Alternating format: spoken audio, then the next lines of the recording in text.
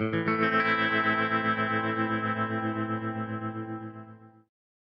2016, 2017, I was homeless, living in my van. Finding a great career has always been a challenge. But today, with the massive changes underway in just about every sector of the economy, in just about every country in the world, finding a great new career is even more challenging. And if you're a student, recent graduate, or someone else early in their career, it's even harder for you because you just don't have the experience that those who might be 10, 20, 30 years older than you have. The answer?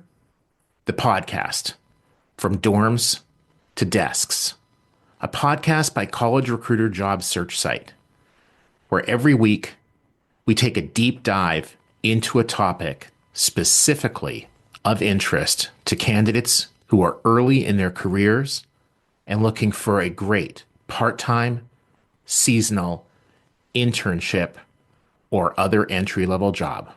And I started selling rubber bands. I got divorced. My ex-wife had a life insurance policy for like $250,000, left me $1,500. So I said, what would Jesus do? And what came to mind was purchasing some rubber bands and putting Believe on them, going downtown and selling those rubber bands. The rubber band company turned into a cleaning business turned into a staffing business, and now I'm here as a best-selling author.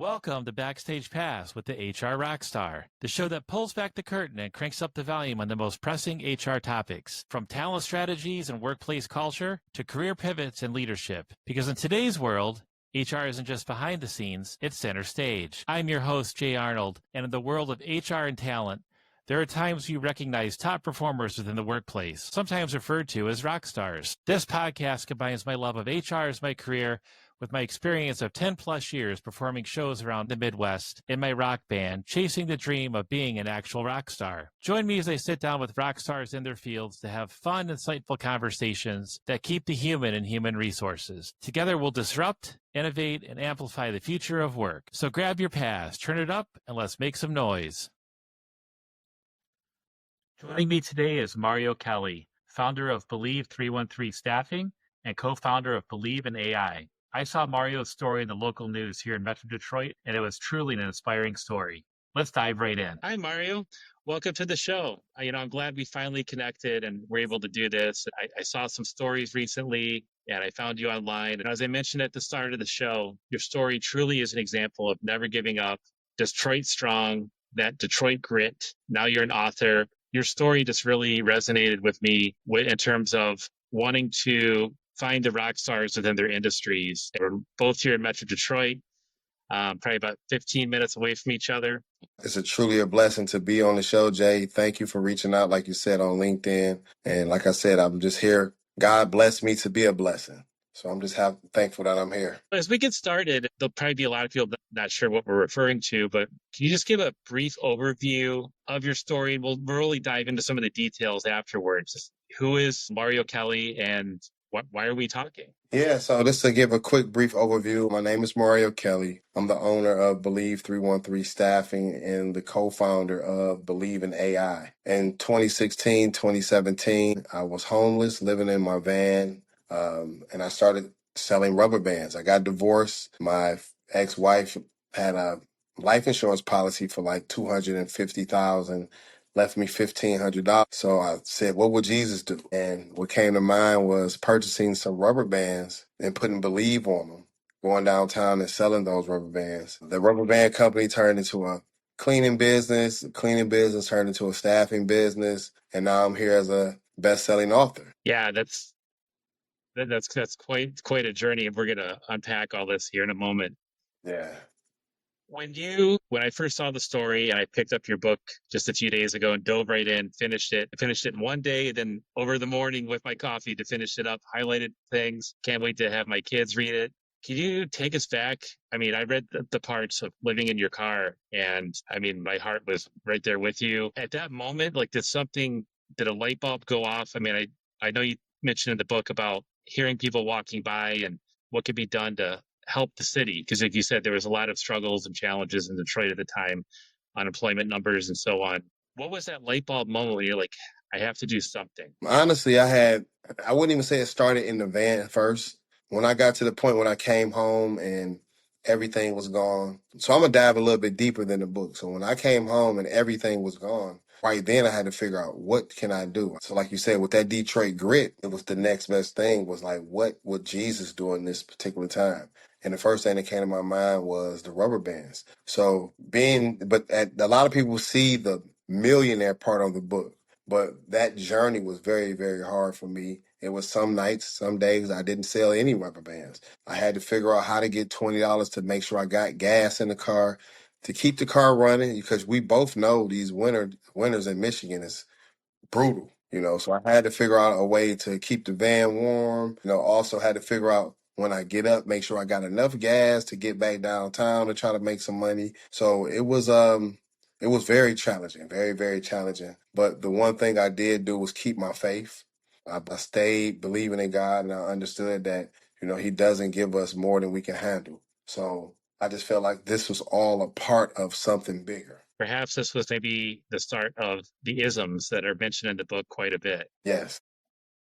And we'll get to that.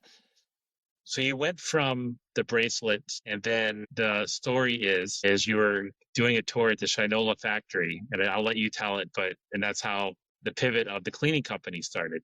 So I don't want to misspeak. I'll let you tell the story from there. Yeah, to dive a little deeper in it, one day I was my youngest son name is Malcolm. And I want to say he maybe was turning 10 or 11.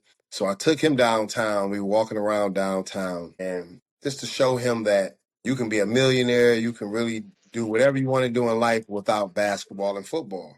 So we're walking past the Shinola Hotel. There's a gentleman standing at the light. His name is Tom Forrest, and he's the brand ambassador for Shinola. I didn't know this at the time. So I asked the guy, I say, "Excuse me, sir." I say, "Can you tell my son that you can be a millionaire without playing basketball and football?" He was like, "Yeah, most definitely." He's just telling us some information. He's like, "This is actually my hotel." He like, "You want to come back to and see the hotel?" I'm like, "What?" He like, "No, I'm the brand ambassador." Just come on back. So we went to the room. If you ever been in the Shinola Hotel, they have a lobby, but they call it the living room to the right. It's about 4 or 5 different living room settings. So we sat down, and at this particular time, now I'm thinking that Believe in Detroit, the rubber bands would be the perfect logo, would be the perfect watch for Shinola. I'm like, this would be the perfect watch to take Shinola over the top. So he's like, "Yeah, what you should do is come do a tour up here at Shinola." So I ended up calling the Mr. White was from the Detroit Youth Choir. I don't know if you ever heard of him. Remember the Detroit Youth Choir? Yeah, I America's called Got them and said, "Hey, I'm America's Got Talent." I said, "Hey, let's go up here to the Shinola, do a tour." We came up there, so I was supposed to meet with a young lady to talk to her about the Believe bracelets. We went into a room to have a meeting, me and her to sit down, and she instantly was like, "Oh, I'm so sorry. Our cleaning company is bad. They didn't come in last night." I said, "I got a cleaning company." Just instantly being witty and like the ism says, taking advantage of the inches around us. That was one of those inches that I can take advantage of right then and there was saying, "Hey, I got a cleaning company. I can help you clean." Even though I didn't have a cleaning company, never cleaned any corporate level houses or anything. Where I grew up at during my time, my mother had chores on the refrigerator. Monday was the bathroom, Tuesday was the kitchen, Wednesday was the living room and dining room. And if you didn't do your chores, when she get home, you gonna feel it. Or she gonna wake you up in the middle of the night, get your butt up, go do that bathroom, go do that kitchen, and you got to do it right. So I feel like I've been a professional cleaner since I was 7, 8 years old. Honestly. So I told her, "Hey, I got a cleaning company." She says, "Okay, well that's perfect. Why don't you give us a proposal?" I don't know nothing about putting no pricing together for no corporate building. I went home, I started Googling, YouTubing, corporate cleaning, and the prices I was seeing was like astronomical. I'm like, nobody in the world is going to pay this much for a cleaning, for their building to get clean. Nobody. So I said, let me just come up with my own price. So I came up with 6,500. This is more than enough to get the building clean, pay the payroll, and also for me to be able to walk away with about $1,500 to $2,000 a month. Honestly, that was more than enough for me. I didn't have to go up there. I could just have the crew do it. So I called my mentor. His name is Horatio Williams, and a big mentor here in the city of Detroit. I called him. I told him about what was going on. He said, well, man, you should give them a FOIA. I said, what's a FOIA? A Freedom of Information Act. He said, you should just see how much the contract is from the last company. I said, okay, I'll do that. I ended up sending it in. I didn't receive the answer until I got down there that day. I still was happy with 6,500. So when I got there, they handed me the FOIA from the last contract, and Jay, I can honestly tell you, I instantly got gas. Like, I looked at the price from what they were paying. They were paying almost $18,000. Yes, I'm sorry. I came to tell you guys I just needed a couple more weeks. I'm not ready to give you guys this proposal. And like, oh, okay, that's problem. No problem. Hey, take as much time as you need. So I would say this was in 2019, the end of 2019. So I went back, put the proposal together, took a couple thousand off. And now COVID is starting to be talked about. So at this particular time, I dived into the CDC. I learned everything about what chemicals can kill, what germs, what chemicals kill, what bacteria, COVID, SARS, any germs, bacteria that was around. I'm trying to learn about what chemical can kill it and how long it'll take to kill it. So the next thing I did was got on LinkedIn. That's really when I first started my LinkedIn, and I would search Shinola. So anybody who came up with a Shinola email on LinkedIn or anything, I'll put them all into an email trend and say, hey, your cleaning company should be using this. Your cleaning company should be using that. And then I did that for about 4 or 5 months, to the point to where they were like, listen, why aren't we using this guy? Because our cleaning company hasn't suggested anything, and he's suggesting everything for them, and they're not suggesting anything. So, where I'm from, we call backdooring. I knew what I was doing. I wouldn't say I was being slick. I was just being proactive. Finding that opportunity. And I always like to sprinkle things of my band days in here too. And there's times where, you get in through a back door, or you say, hey, I know so-and-so, to a promoter, and you realize, you're just going on a fly. And they're like, oh yeah, let me talk to you about booking a gig. Or we booked shows at colleges, universities in the Midwest. And sometimes they don't want to pick up the phone and talk to someone in a band that's booking a show. But if you insert name entertainment, rock music entertainment, they'll pick up the phone. Oh yeah, we have to do this band and this band. And then you realize it's just you. They don't realize they're talking to a guitar player that's booking the show. You got to be very witty. You have to be very witty. You got to be obsessed with finding a better way. That's another ism, Another so ism. yeah. So with the cleaning company, and I love the title. It's the $27 Millionaire is the name of the book. But like I said, you had $27 in cleaning supplies when you first started. You then pivoted to a staffing company, Believe 313 Staffing. How did you transition from cleaning business into the staffing industry? To get to the $27. So after Shinola, I was sending all those emails. Once they told me, hey, we're going to give you a shot, I started marketing on Instagram, Facebook, saying, hey, if you need any cleaning. So now this is around February, March of 2020. And I'm just saying, hey, if you need any cleaning, contact us. We can do this, we can do that. A church contacted me. And after a particular time, I had $7 in my pocket around this time. I borrowed $20 to get $27 worth of cleaning products. And then that's how that started for us, a cleaning company. I did my first church, March 20th, 2020. Halfway through that job, they recommended another church. Halfway through that second job, they recommended a third church. So that $27 turned into $4,500 in less than a week. So for that whole year of 2020, we did nothing but just clean. If you can remember, everybody around that time was getting PPP, unemployment, SBA loans. So people were like, I'm never going back to work. Literally, there was companies standing on the corners trying to hire people, like with applications in their hand. Any job that anybody ever wanted, they could have got it at that particular time. So I just been very forward thinking. So my next thing was, if no one wants to go to work, let me try to start a staffing agency to get in front of this pandemic of unemployment myself. So when the job market comes back around, I'll be someone that they can lean on. Also, I always tell any cleaning company in the United States, the foundation of a staffing agency is really a cleaning company. Because once you start a cleaning company and you get 5, 10, 15 contracts, you're turning into an employment agency.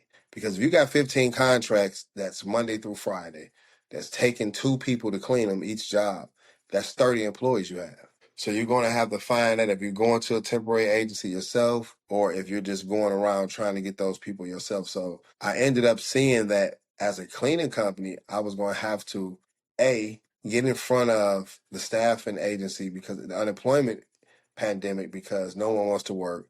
And then B, I have so many accounts where instead of me giving a percentage to Kelly Services, why don't I just do it myself and subcontract from my own business? So those are really the 2 reasons why I started the staffing agency. And yeah, in March of 20, everyone was trying to clean everything, cleaning their mail. We didn't know what this was. Everything on the news at the time. And of course, watching things on TV was not good for anyone's mental health at the time.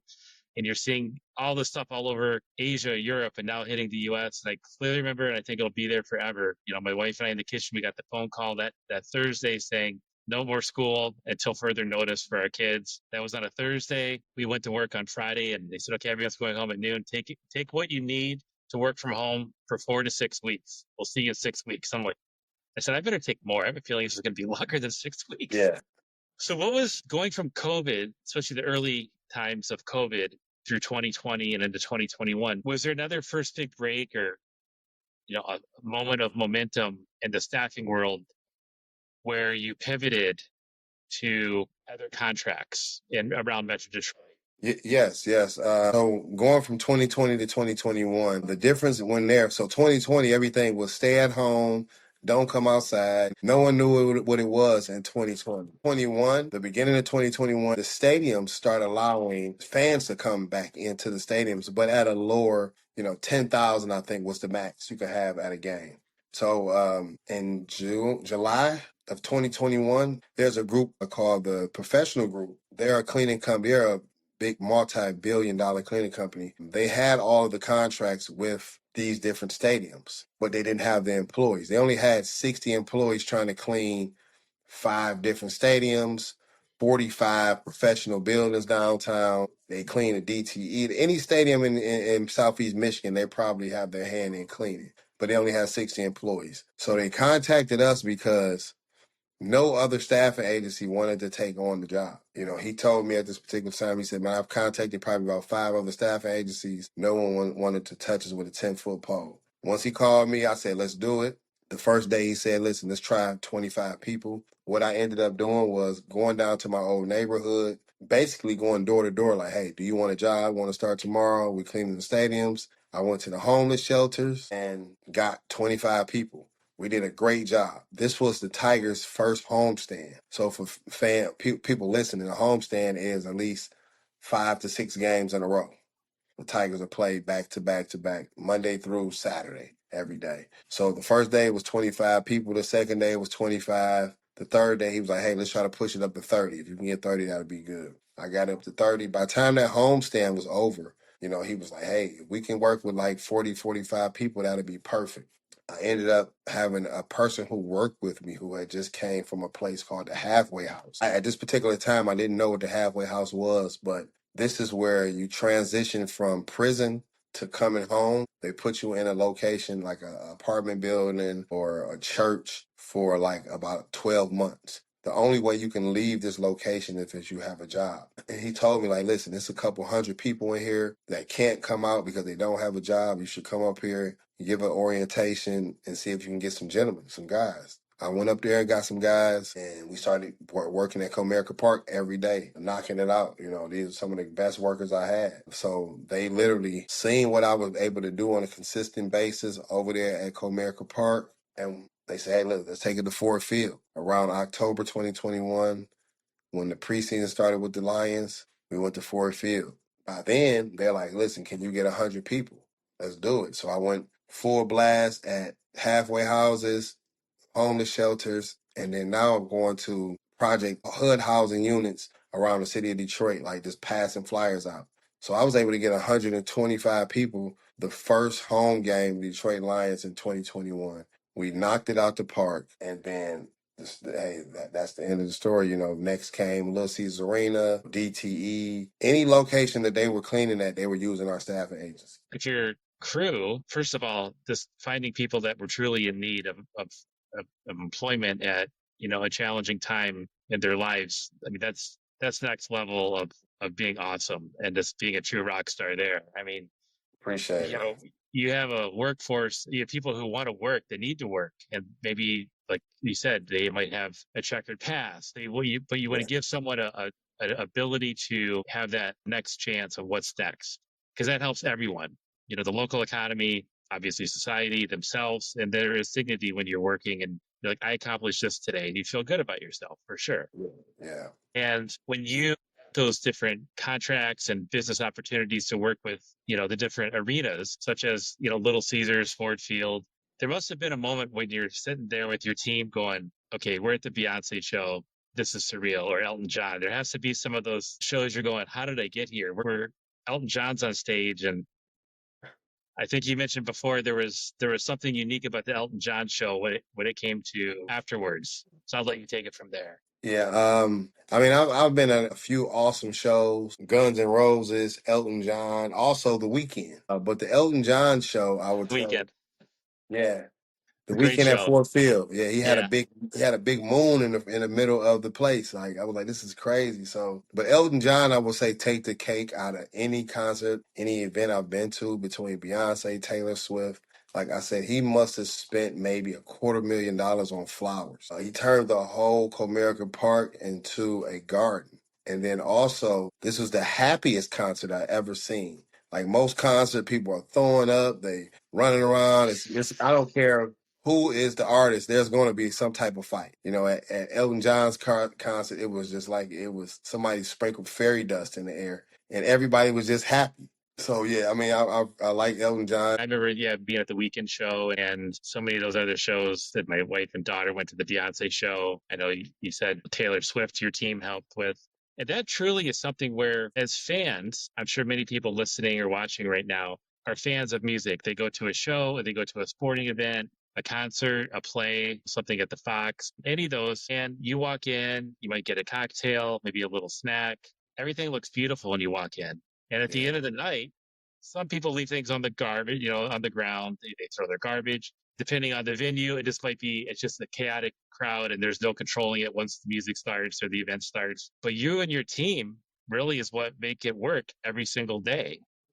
How Yes. long, you know, an event ends at say 11 o'clock. I know there's curfew laws. There are bands or artists have to end the show usually at 11, depending on the venue. So lights come on, or thank you, Detroit, lights come on. Then your team goes in. How long does your team take to clean an arena or a stadium? So let's just say the Elton John concert for instance. The first thing was if like you said, there's curfew laws here. After 11 o'clock, the union gets overtime. So there's always in Michigan, the concert is going to be over at 11. So I tell everybody, make it to the concert on time. Don't try to be fashionably late. You're going to miss the main act almost. So what we do, if the concert is over at 11, we tell people to get there at 9 o'clock. We'll bring them in the back and we'll sit in a certain section while the concert is still going on.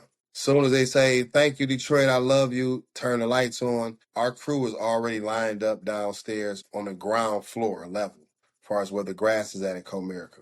Soon as people get from the bottom off the grass and are walking through the stands, we walk through those chairs. It's like a straight blitz. We pick up everything you can pick up, get you some broom, and get you a few guys behind you with brooms and dustpans that's picking up straws and different things like that. After we blitz that area, it may take up maybe an hour, hour and a half to clean up the floor. So those may be anywhere between 5 to 10,000 seats at the most, sometimes less.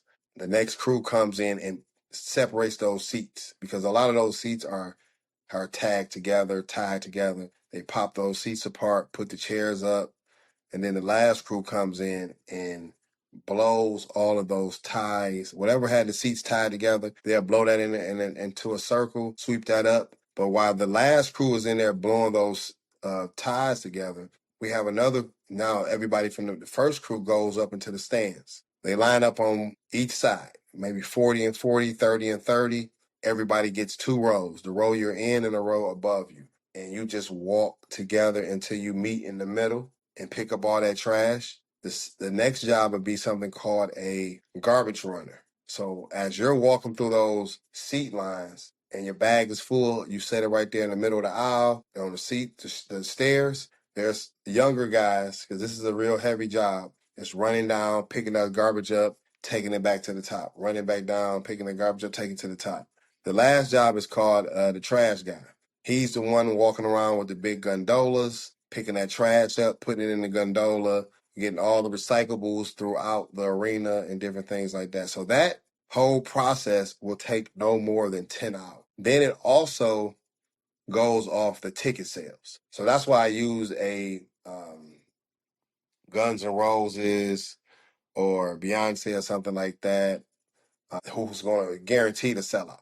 No, but if we have Detroit Pistons in 2023, 2022, and they couldn't hit the side of a barn, it may take 6 hours because there's probably maybe 10,000 seats tickets sold, in the side of a 20,000 seat arena. I think there's a newfound respect for the crews that, make sure everything looks awesome as the event is started, as the event's happening, and after the event, to make sure the venue can do it all again the next day, whether an artist is playing the next night or it's another game. It truly is. And I always would watch, the roadies and guitar techs tear down the stage because I'd love seeing that stuff and putting the amps and drums away. And now when I go to my next show, I'm going to, especially if it's at one of the venues that your teams are at, I'm going to sit there for a minute and go, no, I need to absorb this and see this. But before I'm told I need to leave, because I've always wanted the last to leave. I like watching. So, one of my sayings is that if you ever want to support a Black business, please leave your stuff on the floor. In the book, you talk about music smart intelligence, the music metaphor, and I'm already seeing so many patterns of that in our conversation and within your businesses. Like you said, you have the rhythm, you have the orchestra, and everyone plays a part. It really is something. With the staffing agency, though, you've recently pivoted into tech and AI. You're now leading an AI company. So what inspired the leap from staffing to tech? How are the two related? I would say that AI is relatable with every and anything in the world right now. Like we were just talking about, from logos to putting pitch decks and RFPs together. But as far as this particular business that I've just ventured off into, there's a group of guys called Earn Your Leisure. They have a huge podcast and they have something every year called InvestFest. So with InvestFest, you have over 40,000 entrepreneurs come to Atlanta for a weekend. This particular year, I've always said that money is to be used as a tool to make more money. We can spend it, but I truly believe that they design money to make more money. So this year, my whole goal with InvestFest was to see who needs some investment to get to that next level. So I walked around InvestFest for this whole 3 days. I found a gentleman named Gabe who was like in the back. He was like all the way in the back. He had a 6-foot picture of like a bot, and he was trying to sell different AI tools and different things. So we got to talking, and he was like, man, we talked from InvestFest until on the phone a few days after InvestFest, and he was talking about he wants to invent something called a call center AI with emotional intelligence. So we just started, and now on my end, that's one thing that I always see. Every corporation I work with, the call center is back and forth. So I was telling him about the connections I have and what I think this call center should do, how it should be able to have emotional intelligence. If there's a lot of people from Michigan on this podcast, they understand once you call DTE and she's trying to tell you, well, your bill is $150, and you're like, give me a rep, and she's steady going over and over and over. I said, we need to make something where it responds to what you say. instantly. It needs to have emotional intelligence. So if I say, hey, Emily, I'm having a bad day, I just want to pay my bill, she'll have some empathy like, oh, I apologize that you're having a bad day. Is there anything that I can help you with? You want to talk about? But here is your bill. So we went over for like the last 10 months, going back and forth, making this AI call center with emotional intelligence. And then what we came up with was Emily. So you can have a 10 to 40-minute conversation with a bot named Emily. She knows the business in and out. She answers any frequently asked questions. She can set up a calendar. She can schedule you on the person's calendar, or she can even build out a cart if it's for a sales company. And she can also transfer the calls from one person to another. So yes, and I feel like AI is the bridge between a startup business and a Fortune 500. That's the bridge to make them closer, with AI. So I say, why not? Like I said, I'm forward thinking. I understand that we're in the Windows 97 era right now. When people don't understand what AI is, a lot of people think ChatGPT and AI is a robot that's walking around. So I said, why not jump in front of it, before it gets too hot? How do you see AI shaping the future of workforce development, especially like in underserved communities? I believe that AI is going to take over 80, and within 10 years, AI will have been taking over at least 60 to 80% of the jobs that are out here right now. If we go back 50 years ago, 80% of the jobs that are here now weren't around 50 years ago. If you go to these plants, this is the big three. So if you look at the plants here in Detroit, a lot of the jobs that our parents and grandparents did are controlled by some type of robot now. So I also feel like it's going to take a lot of jobs, but if you can get in front of it and learn about it, it's only going to take the jobs of the people who don't understand AI. So if you can understand AI, you will be there in the mix. It's like 50, 60 years ago when the math teachers used to say, hey, please don't let your kids use a calculator because this is going to be one of the worst things ever. And now look, we need calculators on the daily. They're on our phone, on our watch. They're on everything. I listened to Prof G's a podcaster, Professor Galloway, Scott Galloway, one of the top 5 business podcasts. And he always says, AI is not going to take your job. Someone who understands AI is going to take your job.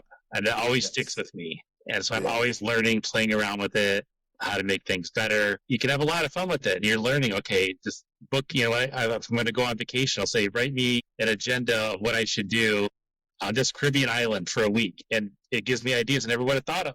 It makes you 10 times smarter. Yeah, I do. It opens your eyes to a lot of different things. How are you helping others through this platform with your ventures? I know you've done a lot of work, urban renewal, not just green parks, but it seems like you have your hands and your businesses in a lot of different areas, from initially the cleaning and then staffing. Yeah. And then you're doing a lot of stuff around the city of working with, local politicians, local leaders of how to make the city more beautiful. So how are you helping others within your different platforms? Well, like I said, the first thing is I have a nonprofit called Cage Rage. So what Cage Rage is, it's a nonprofit to help returning citizens get resume building, soft skills, far as learning about internet, EINs, LLCs, emotional intelligence on the job. It's just really to get them together. So anybody who has a felony or comes from the halfway house, they have to take a 6-week class. So how we do with the 6-week class, the regular pay is $16 an hour. We'll start you off at $13 an hour. Each class you come to, you get a 50 cents raise. So once you're done with your class, you should be at $16. Plus, we give you $20 every class to just come in. And what we do, like I said, a lot of people have been in jail for 4 years, 5 years. We even had a gentleman who just did 40 years come and work. So, the first thing that he seen was I was FaceTiming somebody, and that blew his mind. Like, wow, you can talk to somebody on the phone and see their face. So we bringing them up to speed with technology. Like I said, we're going to help them build them out a resume because a lot of these guys haven't had jobs in 5+ years. So there's different ways that we go about helping them build a resume. We have a coach come in, a teacher come in and help them with their reading. If you don't understand how to read or you're having problems with reading, we can help you there.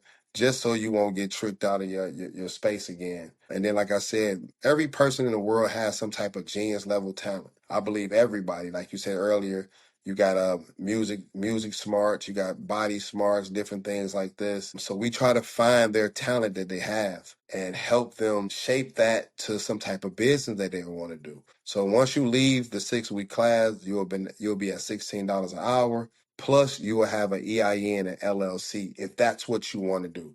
Some people like, I just want to work. I don't want to be an owner. I just want to work. And that's fine too.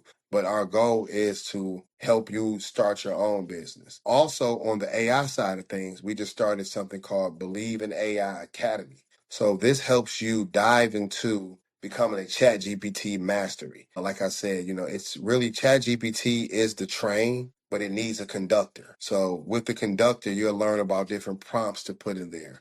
You'll learn how to build a website. Like I said, I wrote an RFP from ChatGPT. I just use ChatGPT as a PR firm. So there's different ways that it'll answer all of the questions. Even with my book, we wrote the book with a lot of ChatGPT. So there's different ways you can use ChatGPT if you're putting the right prompts in there. Looking at your work, what would you say to other leaders who want to create opportunity, impact your entrepreneurship? To other leaders that want to create opportunities is do it. Figure it out. Take the roast out the oven. Put your fork in it, see if it needs a little bit more seasoning, if it needs a little bit more cooking, put it back in there. Don't let your ideas die in some graveyard. I tell everybody, throw everything that you have against the wall. Whatever sticks is what's going to stick. That's what you go with. But don't just keep it in the pot. So any entrepreneur out there that wants to go to the next level, or any human being that's just trying to figure it out, just try it. Figure it out. That's right there. Launch and learn, which is another ism. So don't just let your ideas die away in the gravesite. A lot of times we have it's the voice in our head that we're fighting against. And that was that to go back to my story when I first started. When I walked in that house and I knew that she had all this money. She gave me $1,500. She wrote me a letter saying, "Hey, I want to do this. I don't want to do that."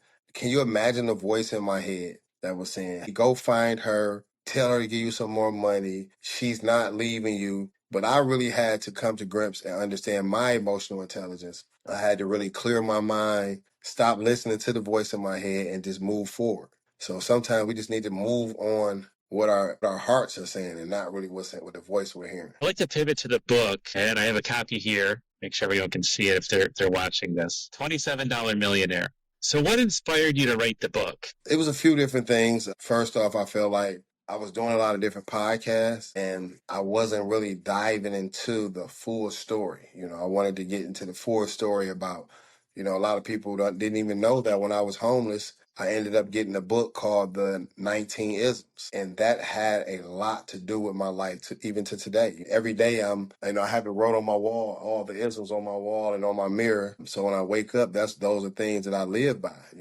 I've never worked at Rocket Mortgage at all. So I just always felt like, why wouldn't I think like Dan Gilbert? He's a billionaire. Why wouldn't I think if these are things that he lives by, I should live by them also? So the first thing was to get the full story out about that, and then also I had a lot of people were coming from the jail system and were saying, man, your name is buzzing in the jails. They told me soon as I get home and get out to, get up with Mario Kelly, get you a job and different things like that. And so I said, well, you know what? I should be able to write a story. Once a lot of people were coming home from prison and they were saying, hey, your name is buzzing in the prison system. They were saying, as soon as you get home, get up with Mario Kelly, he can get you a job. A lot of people who I were employing, like I said, were coming from halfway houses. So they still have relationships with inmates. So they're always telling them, man, so can you imagine a person who's just did 10, 15, 20 years in jail and his first job out is cleaning a stadium? The look of that is amazing to a person who's never seen it. A lot of these people, these stadiums weren't even built when they were out. They would just tell people, listen, I'm working for Believe 313. When you get out, bro, come work with us.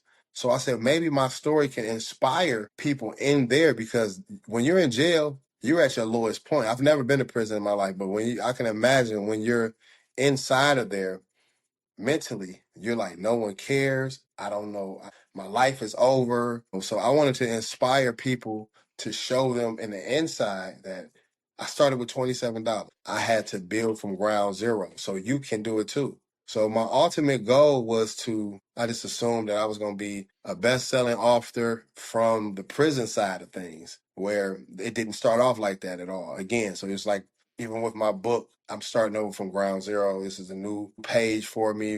I don't understand how to sell the books. I'm thinking, you put it on Amazon, they're going to hear about it. They're going to start buying them every week. No, that's just not how it works. But my original plan for writing the book was to sell it in the prison system to inspire inmates. If that was the only thing that happened, it'd be fantastic because, like you said, and I don't think anyone that's been incarcerated would disagree, that has to be one of the lowest points of your life, being incarcerated. And to read a book like this and to go, look, when I get out, I want to do A, B, and C. And there's somewhat of a roadmap, guardrails to help me stay structured. And it's $6 on Amazon right now. I couldn't believe the price when I saw it. I was like, wait, what? I mean, and that was another thing I said. I feel like at first I had priced it at $27 because I feel like that's my number. But I also know that $27 can be steep for a lot of people. When someone I'm trying to reach may not, they may have a couple $100 and they're trying to plan, because I've been in that mindset where, hey, I got $300. I need to get this for the week. I need to get this. I'll get that later. So I said, you know what? Let's go ahead and drop it down to $6 and make it affordable for everybody, because I want the story out there. More so, God has blessed me in multiple ways financially. So I said I would rather get the story out there. If this is a situation of, oh yeah, I want to be $1 million author, well, I feel like, we can get to $1 million faster with $6 than $27. One thing I'd like to do is, I know we talked about, let's give away a book or two.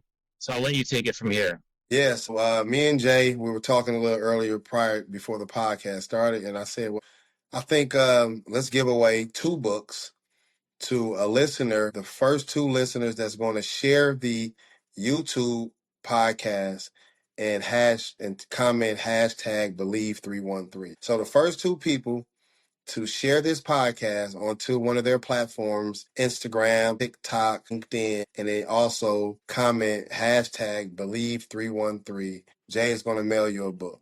We're going to pick 2 people and he's going to mail you a book out. And actually what I'm going to do is I'm going to autograph both of them to the first 2 people who, once again, share this podcast and comment hashtag Believe313. That's great. I really appreciate that. I know the audience will too. Some final thoughts and advice before we jump into one of the last sections is, you've shared a lot of your story.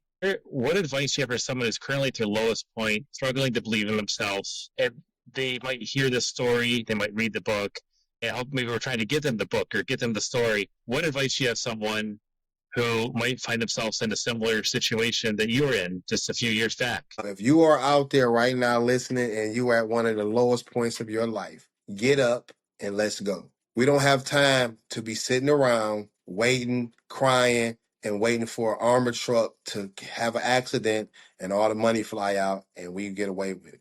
I used to think the same way. I used to walk up and down in the projects, walk up to Service Driver 75, and I just knew that my luck was so good that an armored truck was going to crash and I was going to be the only person out there. No, I had to get up, figure it out. This is the American way to be able to rise from the ashes like a phoenix. So get up, figure it out, take advantage of the inches around you. A lot of the opportunity is literally around us every day. We don't even understand that and don't even take advantage of it. So sit back, see what issues you can solve in your area that's around you. Try to figure out how you can make a business and solve those. But if you're in a bad situation right now, I just told the person today, I said, do you have $20? She said, yes. I say, put it in your gas tank and go fill out 20 applications. Because start there. Where can listeners connect with you, learn more about your businesses and mission? My name is Believe313 Staffing on all social media platforms. On LinkedIn, it's Mario Kelly. YouTube is Believe313 Staffing. But if you just type in Mario Kelly on any of these social media sites, my name will pop up. If you follow me on any of these sites, send me an inbox, DM. I answer them. I tell everybody I'm Carol Kelly's son. You know, I don't want to get all caught up in the no. I'm still my mother's son, and I'm answering all inboxes, DMs. I may not answer it the same day. You know, I like to control that part of my life. I do have a social media team as far as replying back to emails and DMs and stuff. I like to do that myself, you know. I took a chance and emailed you, and here we are. Yes, sir. Yes, sir. And I'm gonna tell all the listeners, this is the first of many, you know. Maybe one day we can do a live podcast somewhere. You know, maybe we can even do one in the stadiums. You know what I'm saying? That'll be beautiful. We could do a video and interview people. I mean, I'm not opposed to throwing on a vest and helping either. Bring my son with me to film, and where they're doing it, or my son and I both will do it. And I have a love for all things, you know, entertainment, stadiums, all workers up and down, you know, the ladder or circle of a stadium or arena, because it's just nothing but teamwork to get it to work, if that makes sense. Yes, yes. Teamwork make the dream work.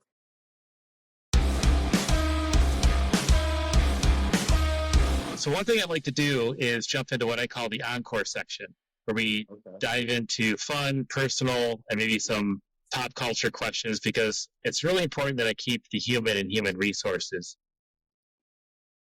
If you were to share your Spotify or Apple Music playlist, what are some artists we would find? Honestly, if you listen to my Spotify or my Apple Music, it's gonna throw you off. So it goes from Kanye West's Sunday Service to Jeezy to Jay-Z to maybe like a Anita Baker, Raheem Devon. So it depends on how I feel at that particular time. But I listen to a wide range, a wide genre of music. Like I said, Weekend, Elton John. It just depends on what I'm doing. You know, if I'm running a marathon or something, it may be Sunday Service or some type of up pop. I think when I just ran the Free Press Marathon, I probably listened to Not Like Us probably 40 times. And that's what really pushed me through, you know, that Kendrick Lamar song. What was the last show, concert, or event you attended that you didn't work at? We went to see Jill Scott in Atlanta. That's literally my favorite artist amongst all genres is Jill Scott. Do you remember which venue that was in Atlanta? It was outside. It was in the outskirts of Atlanta. I don't know the exact venue it was. A venue, probably about 2,000 seat arena. What is your guilty pleasure? You know, a food, TV show, whatever comes to mind. So I'm vegan. I've been vegan for about a year, and I just watched something called American Sniper. You know, I love like documentaries and stuff like that. And what's crazy is, as far as Instagram, I always like to watch these cow hoof cleans. Like, I don't know if you ever seen like, I don't know if you know how like the cows steps on the nail and a guy is scraping away. I sit there and watch every night before I go to bed. That's what like literally puts me to sleep. Just watching the cows get their feet clean and different stuff like that. And my guilty pleasure as far as food, I'm a big salad eater. I'm a huge salad eater. But then I have something called, so I don't eat bacon because, you know, it's meat, but I like to make coconut bacon. So the inside of the coconut, yes, it's delicious. The inside, that meaty part of the coconut, you dehydrate it, you season it up real good, put it in the oven, and it tastes just like bacon, if not better. Now, it's going to be a little tough, but I can eat that 3-4 times a day. That's so much healthier. Yes, so much health. I'm going to dive into that once we're off the call here. Yeah, coconut bacon. I make something called a CLT. Instead of a BLT, I make a CLT. I like that. Yeah. And then what is a fun or unique fact that many people might not know about you? I love running. Running. I love running. I probably run at least 2 miles a day. I always tell myself I'm just going to do 2 miles. I end up doing 4 or 5. But it's like that's like a me time.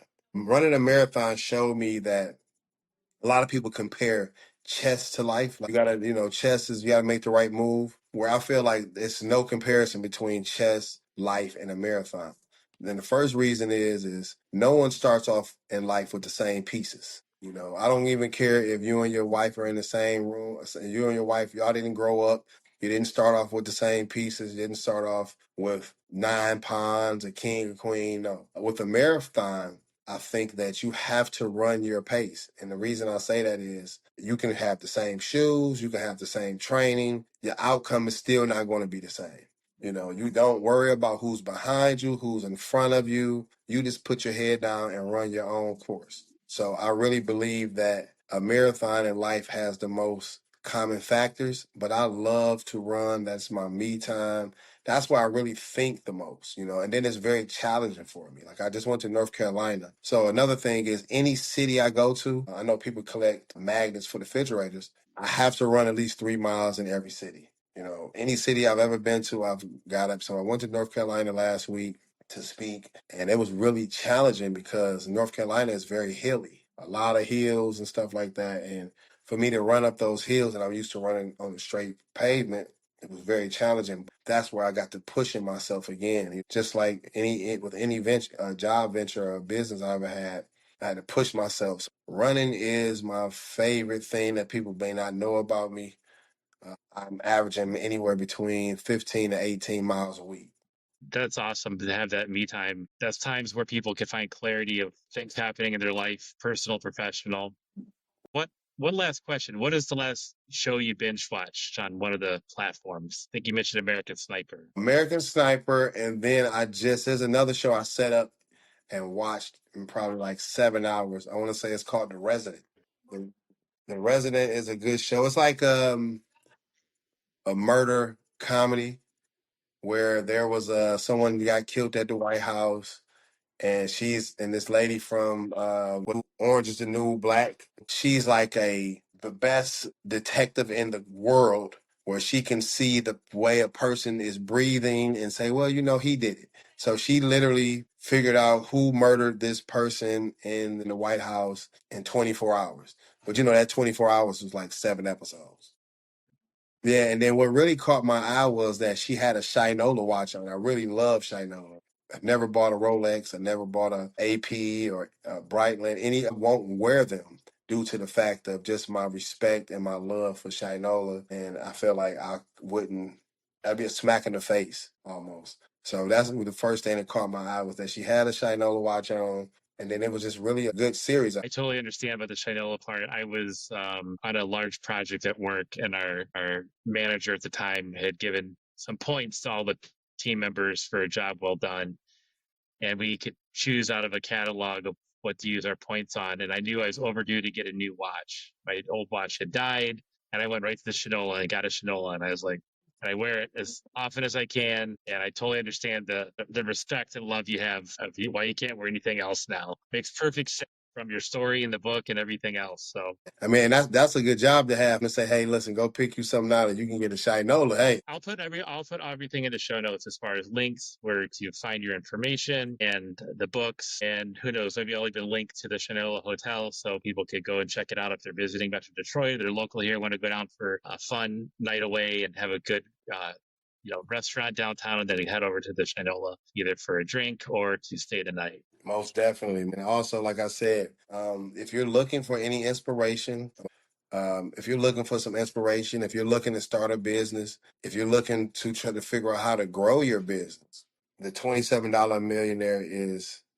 on Amazon. It's on Apple Books. It'll be on Apple Books by next week. It's in Target. It's in Walmart. So for $6, like I said, I'm not here to try to get rich off of selling books. I really want to share my story. I really want to help someone who is out there that's struggling or that may have a writer's block or may have just entrepreneur block. I understand that sometimes we get to a glass ceiling, and we need to figure out how to pivot. And that's why a lot of times, that's why I keep switching from business to business to this to that, because I'm a pivot. I'm gonna figure out what's the next best thing.